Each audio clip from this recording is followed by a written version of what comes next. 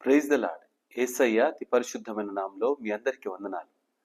ఈ దిన లేఖన భాగము 1 యోహాను 1 అధ్యాయము 8వ వచనం చదువుతున్నాను. దయచేసి శ్రద్ధగా వినాల్సిందిగా మనవి చేస్తున్నాను.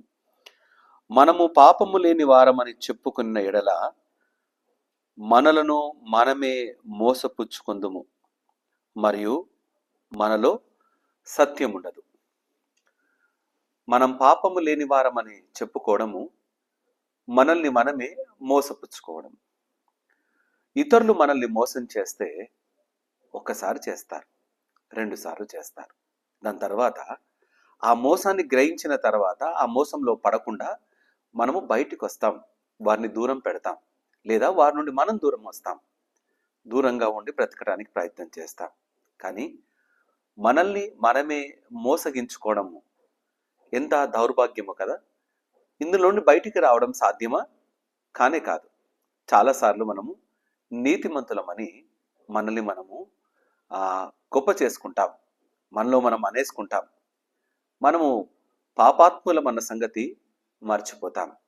మనం ఎప్పుడూ ప్రతిరోజు, ప్రతి నిమిషము, ప్రతి సెకండు నీతి కలిగిన వారంగా, పాపం లేని వారంగా ఉంటామా అంటే కాదు. మనిషి ఆలోచనలు ఎప్పుడు పాపంతోనే నిండి ఉంటాయి. ఈ యొక్క వచన భాగాన్ని చదువుతున్నప్పుడు ఒక సందర్భం నాకు జ్ఞాపకం వచ్చింది. ఏదేను తోటలో మాయ మాటలు చెప్పి మోసం చేసిన వాడు అపవాది. ఎవరిని? హవ్వను. ఈ పండు తింటే బాగుంటారట, దేవదూతల్లా అయిపోతారని మాయ మాటలు చెప్పి పండు తినే విధంగా హవ్వను మోసగించింది. అయితే హవ్వ కాసేపు ఆగి ఉంటే బాగుండేదేమో. ఎందుకంటే ప్రతి దినము చల్లవేళ ఆ దేవాతి దేవుడు వారిని కలిసేవాడు, ముచ్చటించేవాడు. అట్టి ప్రశాంతమైన సమయం కొరకు ఎదురు చూసి ఈ విధంగా అపవాది నాతో చెప్తున్నాడు, నిజంగా తినవచ్చా అని ఆయన దగ్గర తెలుసుకుంటే బాగుండేది.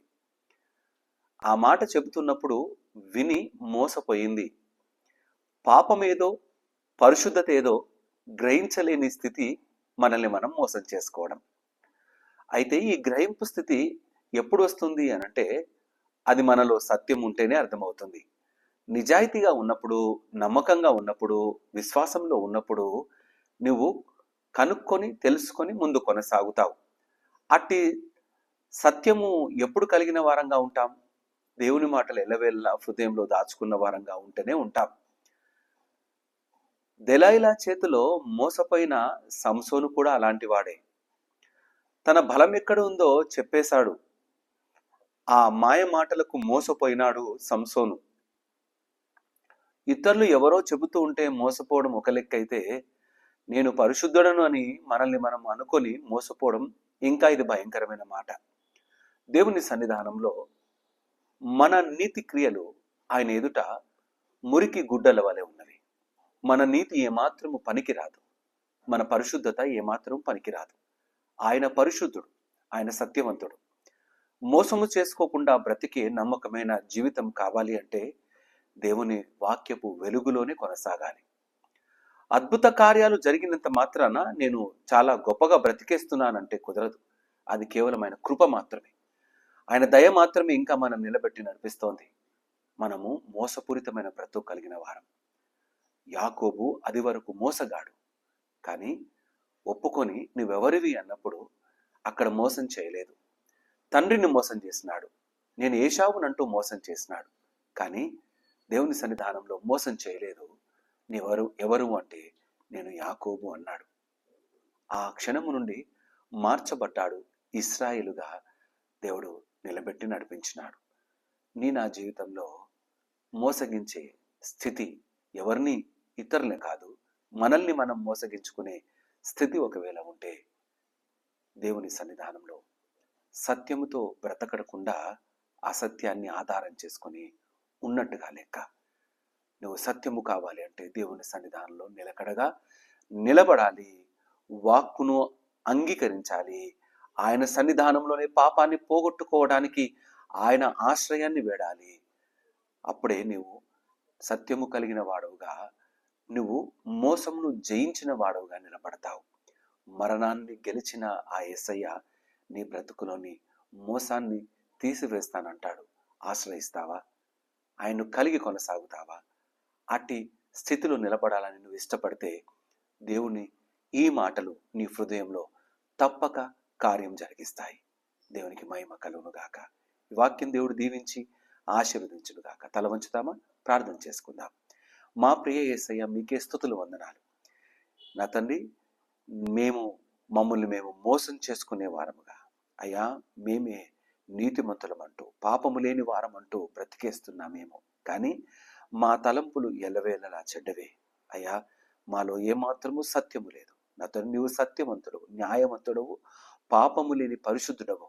అయ్యా, నీవు మాతో ఉండి మమ్మల్ని మార్చి బలపరిచి నీ కొరకే బ్రతుకుటకు పరిశుద్ధమైన జీవితంలో మమ్మల్ని నిలబెట్టి స్థిరపరచమని నా తండ్రి, నీ యొక్క వాక్యాన్ని ప్రతిదినము నేర్చుకుంటూ నా తండ్రి మేము రూపాంతరము చెందు వారముగా, అయ్యా మోసపూరితమైన బ్రతుకు నుండి నమ్మకమైన పరిశుద్ధమైన విశ్వాస జీవితంలో నిలకడగా నిలబడుటకు శక్తిని బలాన్ని మాకు మెండుగా అనుగ్రహించి నీ కొరకై నిలబెట్టుకుని నడిపించమని ప్రార్థన చేస్తూ బలహీనతలో ఉన్న ప్రతి బిడ్డను మీ దయగల చేతి కప్పచెప్తున్నాను. దేవా, ఆత్మీయ రుగ్మతలో ఉన్న వారి కొరకే ప్రత్యేకంగా ప్రార్థన చేస్తూ ఉన్నాను.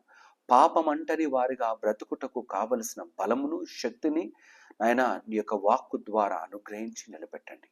ఈ వీడియోస్ ద్వారా నా తండ్రి నీ వాక్కును అందిస్తూ ఉండగా నా తండ్రి ప్రతి బిడ్డ మేలు పొందుకొనులాగా నిలబెట్టుకోమని ప్రార్థన చేస్తూ స్తుతులు చెల్లిస్తూ యేసయ్య నామమున ప్రార్థించి వేడుకుంటున్నాము నా తండ్రి. ఆమేన్. ఈ వాక్యాన్ని దేవుడు దీవించి మన హృదయాల్లో నీరు కట్టి ఫలింప చేయనుగాక. ఈ వాక్యాన్ని వీలైనంత మట్టుకు అనేకులకు ఈ వీడియోను షేర్ చేయడానికి ప్రయత్నం చేయండి. మీ గ్రూప్స్లో కానీ మీ ఫ్రెండ్స్కి కానీ పంపించి వారు కూడా దేవుని మాటలు విని ఆత్మీయంగా బలపరచబడులాగున వారి కొరకు నాతోని ఈ ప్రయత్నాన్ని చేయాల్సిందిగా నేను మనవి చేస్తున్నాను. దయచేసి చక్కటి వాక్యాలు ప్రతిదినం అందించబడతాయి కాబట్టి వీటిని విని దేవుని సన్నిధానంలో బలం పొందుకొని కలిసి ఆయన సన్నిధానం ముందు కొనసాగుదాం. అందరికీ ప్రైజ్ ది లార్డ్.